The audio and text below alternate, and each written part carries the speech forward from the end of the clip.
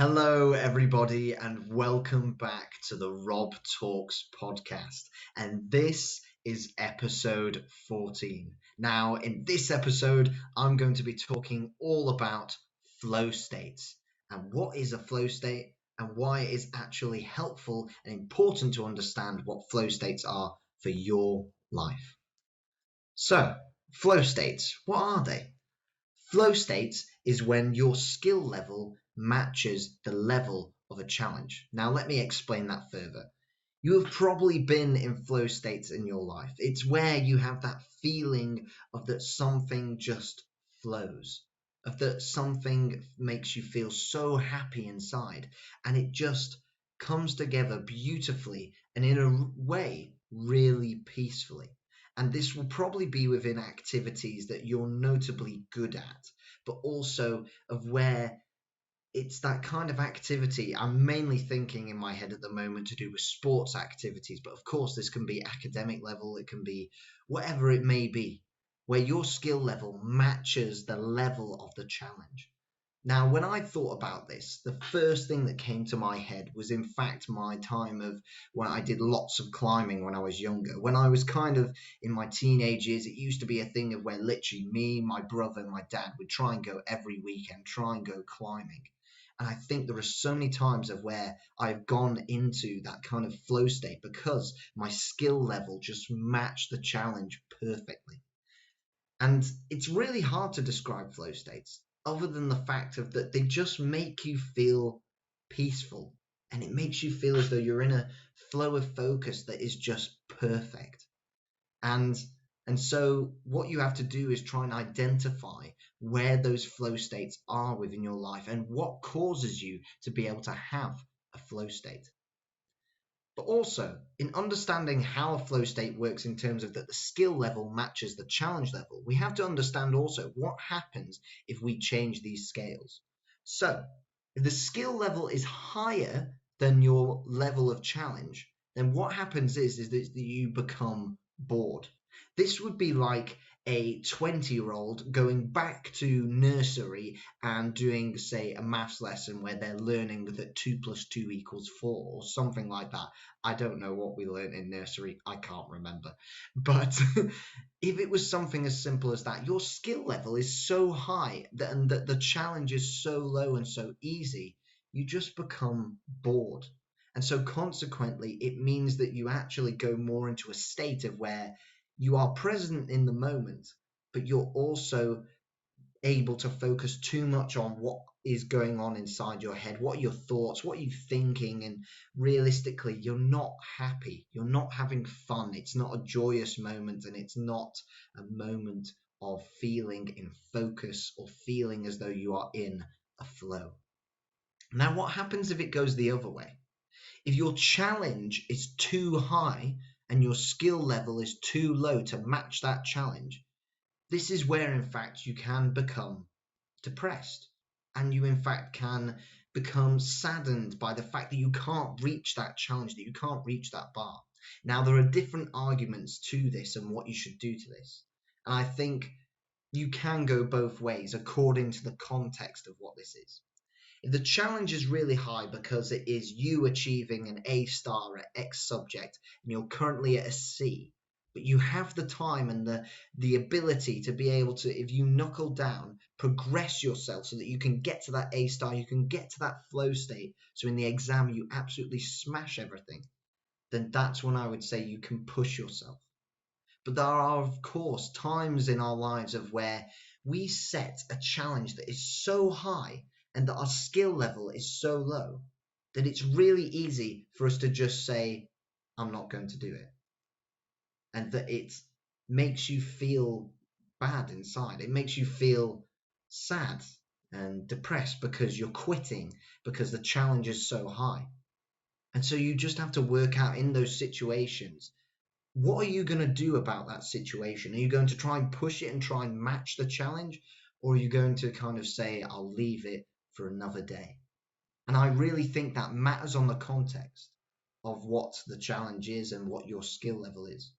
But more importantly, overall, with that example, it's understanding that it's normal to be depressed in that situation, or it's normal to feel sad in that situation, because it's just like the argument of what happens when you start from zero.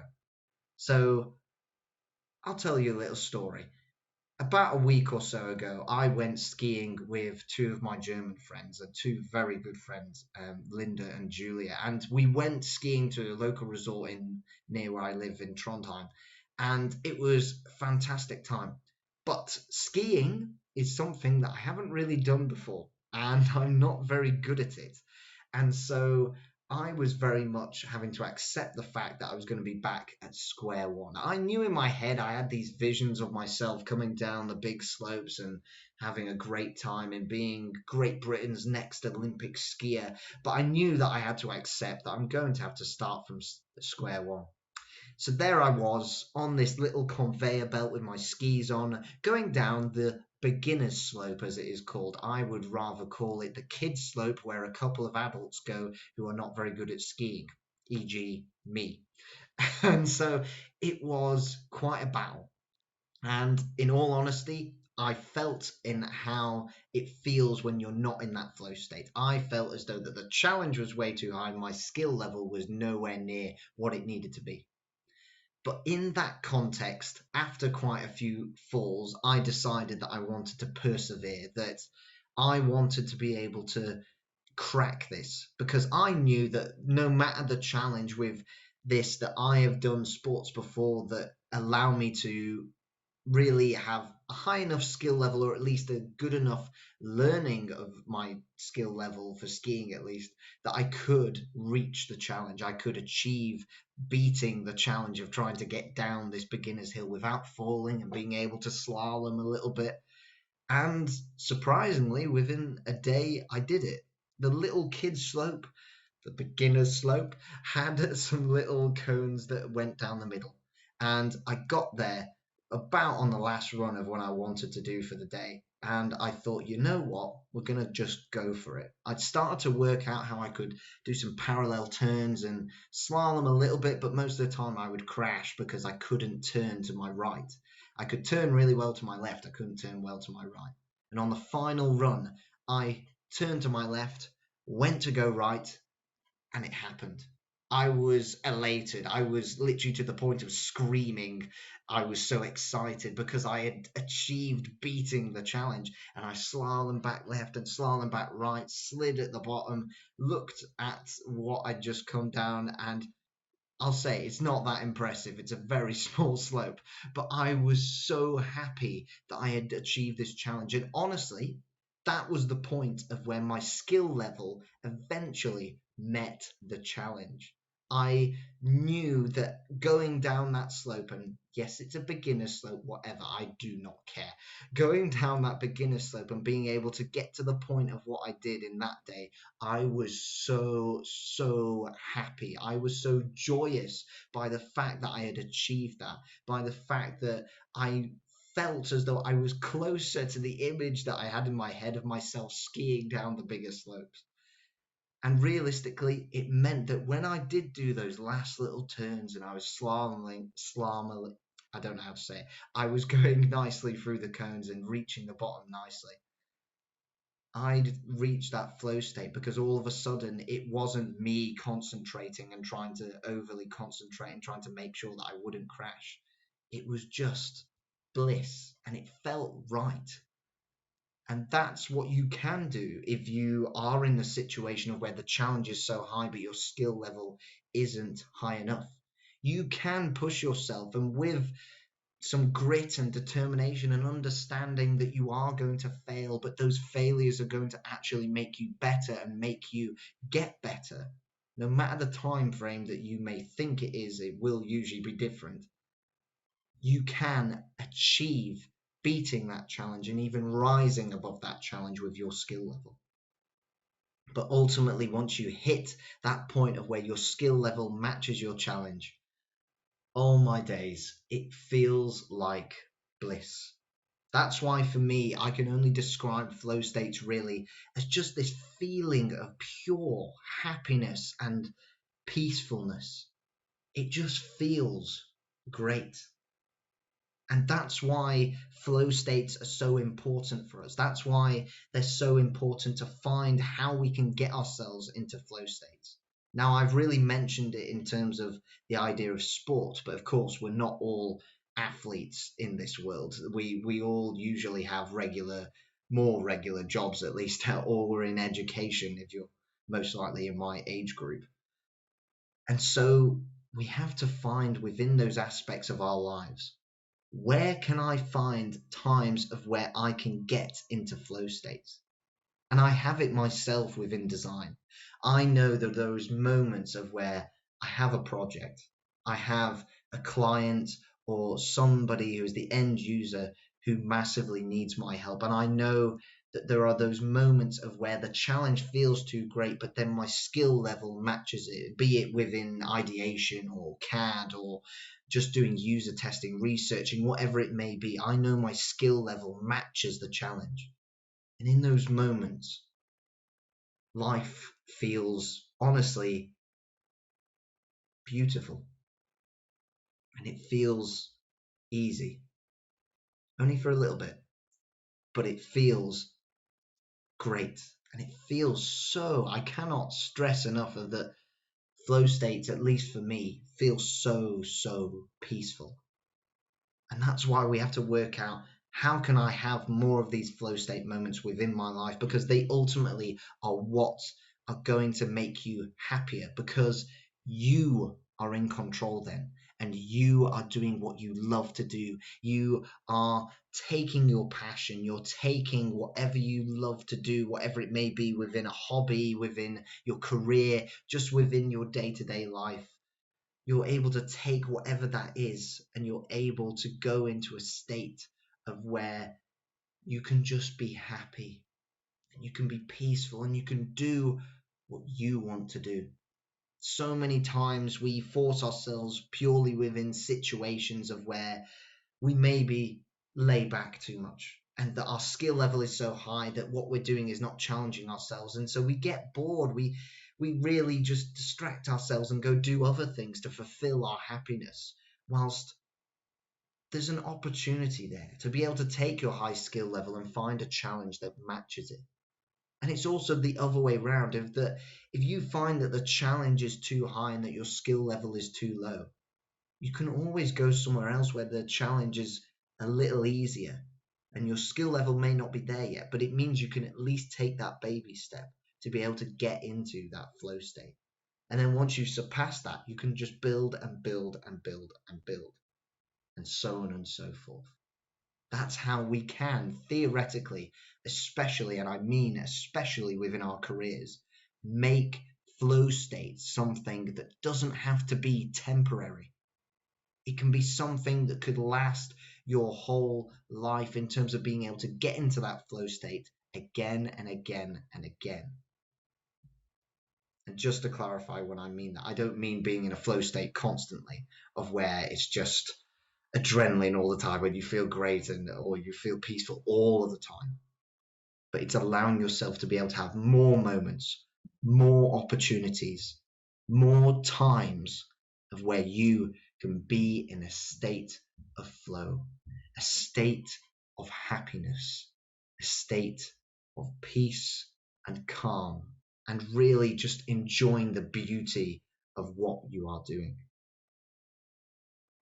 And I speak passionately about this because I feel as though what we have to do is to ask ourselves a particular question when thinking about flow states and thinking about our own lives, and really allowing ourselves to take the moment to be self-aware and to understand what we are doing in terms of our skills, but also the challenges that we are facing within our lives.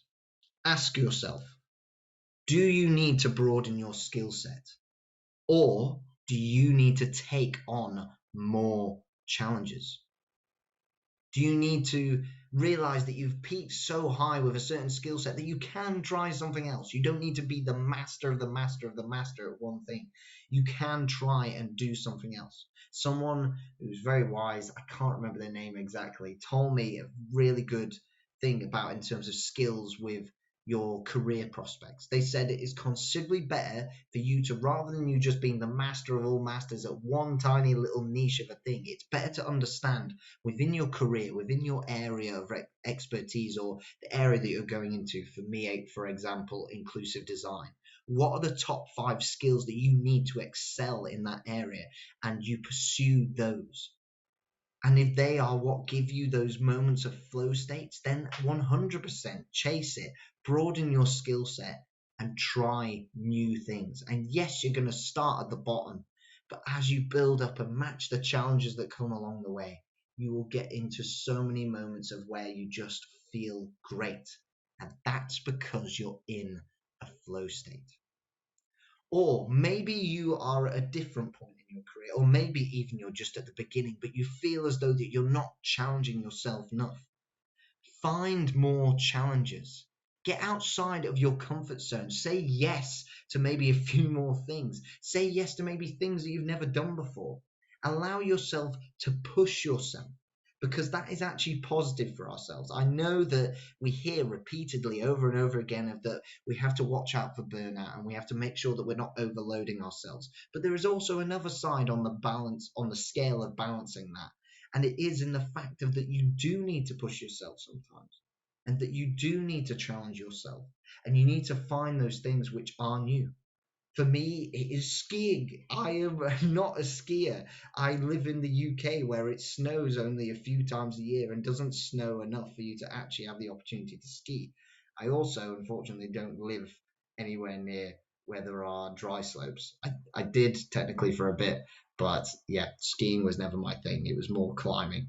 But if I was to pursue skiing further, even as I go away from here in Norway, I know now that I can find those flow states. I can find those opportunities to be able to get into those flow states and just be happy and peaceful about what I am doing and what I am pursuing.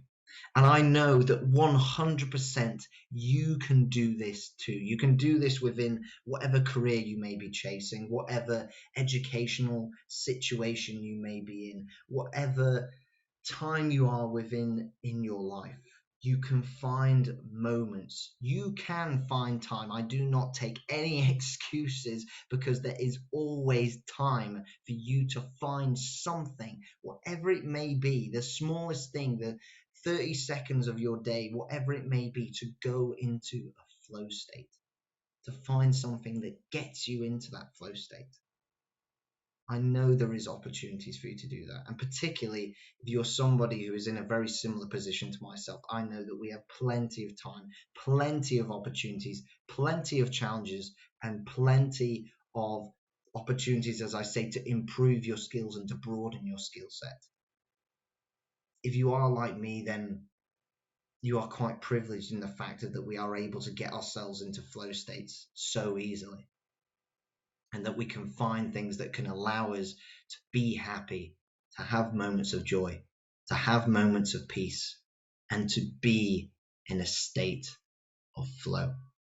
So take the time to be self-aware and work out what are things within your life of where you can maybe add more challenges, or you can broaden your skill set, or even just what you are doing now within your life, you know that you can create more opportunities for you to get into a flow state. And trust me, it will make you so much happier, and it will make your quality of life, your day-to-day quality of life, and your mental well-being so much better. And so, see where you can find flow states in your life, and let me know how it goes for you. Let me know if you're struggling. If you want to chat, I am always open to chat. You can message me on Instagram, you can message me on Facebook, you can even send me an email to robtalks1@gmail.com. And once again, thank you so much for listening to the Rob Talks podcast. And genuinely, I'm so thankful for everybody that listens to this podcast, whether you may be a new listener, an old listener, whoever you may be. I will keep these podcast episodes coming. And if you want it to be on a certain topic or want me to cover a certain topic, just let me know and I will consider it, but I will actually look into covering it because I suspect that it is important, but also most importantly for the audience that listens to this podcast. But once again, thank you so much for listening, and I will see you on the next episode of the Rob Talks podcast.